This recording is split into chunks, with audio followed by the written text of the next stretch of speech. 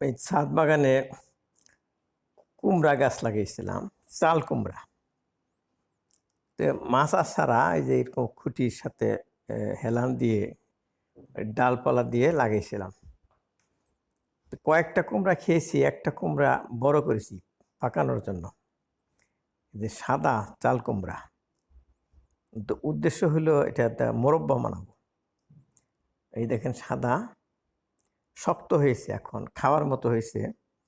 তো আমি চেয়েছিলাম যেটা গাছেই থাকবে, গাছ যখন মরে যাবে তখন গাছের সাথে কুমড়াটা তুলব। এমনি কিন্তু ঘরের ভিতরে কুমড়া রাখাটা বেশি সুবিধাজনক না, অনেক সময় নষ্ট হইতে পারে। গ্রামে দেখি এগুলি কুমড়া কেটে ওই মাটিতে ফেলে রাখে, মাটি মানে ঘরের ভিতরে না, ঘরের বাইরে বাগানে ফেলে রাখে, এইভাবে নাকি ভালো থাকে।